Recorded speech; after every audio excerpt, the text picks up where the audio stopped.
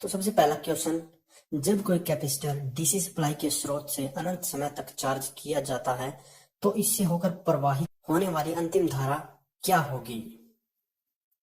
तो यहाँ पर दिए गए चार ऑप्शन में से आपके हिसाब से जो भी ऑप्शन आपको सही लगता है वो आप नीचे कमेंट में लिख सकते हैं या आप काउंट कर सकते हैं कि आपका आंसर सही होगा या नहीं। तो इसका सही आंसर है 0 होगी।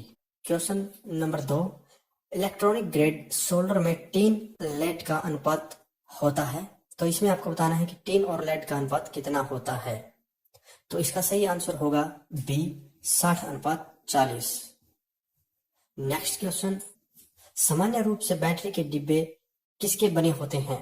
तो यहाँ पर आपको बताना है कि जो बैटरी होती है उसके जो डिब्बे हैं वो किससे बने होते हैं। तो इसका सही आंसर होगा polypropylene.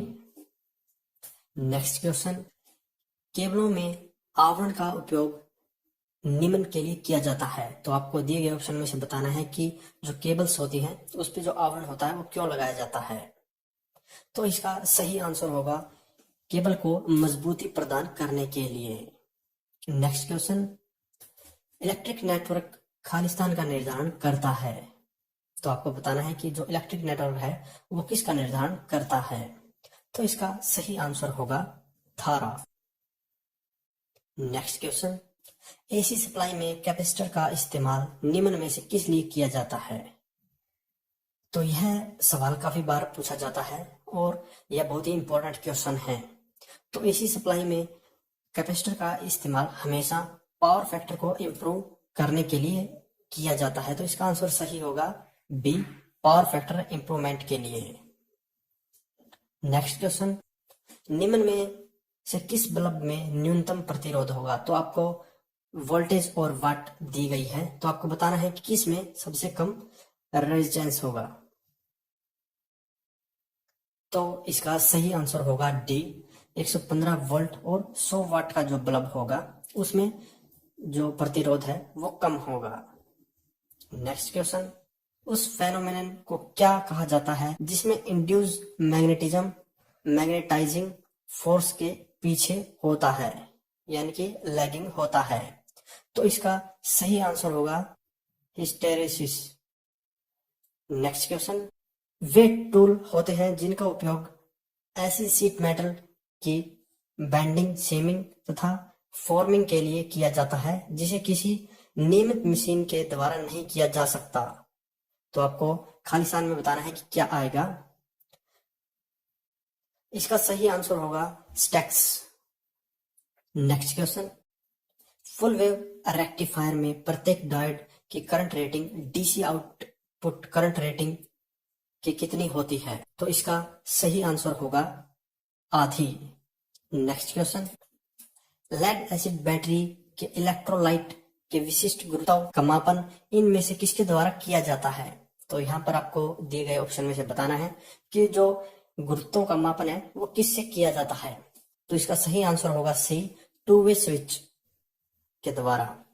Next question, lead acid cell का ओपन सर्किट में नॉमिनल वोल्टेज लगभग कितनी होती है? तो इसका सही आंसर होगा 2 वोल्ट। नेक्स्ट क्वेश्चन, शिथिल मान वाले प्रतिरोधक का चयन करते समय इनमें से गौर किए जाने वाले मुख्य स्पेसिफिकेशन में क्या शामिल होता है? तो यहाँ पर आपको 4 स्पेसिफिकेशन बताई गई है। तो आपको बताना है कि जो रेजिस्टेंस है उसका चुनाव करते समय किस बात को ध्यान में रखा जाता है। तो इसका सही आंसर होगा डी, ओम में मान, वोल्टेज और इसके मान का टॉलरेंस। नेक्स्ट क्वेश्चन, शुद्ध प्रतिरोध परिपथ का पावर फैक्टर होता है। तो आपको बताना है कि पावर फैक्टर क्या होता है। तो इसका सही आंसर होगा D, unity. Next question, AC main supply में भारत में खालिस्तान आवृत्ति होती है। ये बहुत ही आसान क्वेश्चन है और काफी बार पूछा जाता है और यह आपको आपके सिंपल एक मोबाइल चार्जर पर भी लिखा हुआ मिलता है कि कितनी आवृत्ति होती है।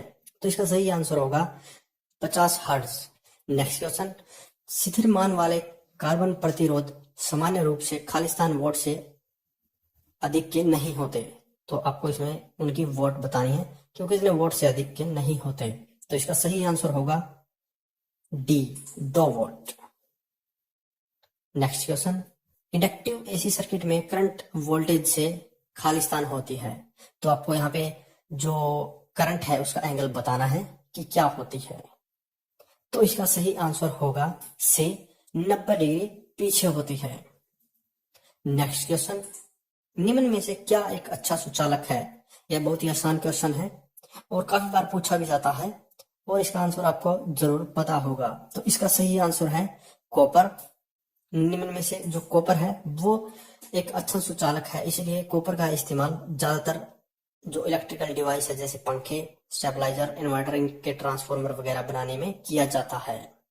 नेक्स्ट क्वेश्चन, खालिस्तान में एक हमर फेस होता है जिसे किल ठोकने के लिए इस्तेमाल किया जाता है और दूसरी साइड लकड़ी इत्यादि से किले निकालने के लिए इस्तेमाल किया जाता है। तो यहाँ पे आपको जो हथौड़ा है उसका टाइप बताना है कि कौन सा हथौड़ा होता है जिसका इस्तेमाल एक तरफ से किले ठोकने के लिए किया जाता है और दूसरी तरफ से लकड़ी आदि में से किले निकालने के लिए किया जाता है। तो इसका सही आंसर है क्लो हैमर।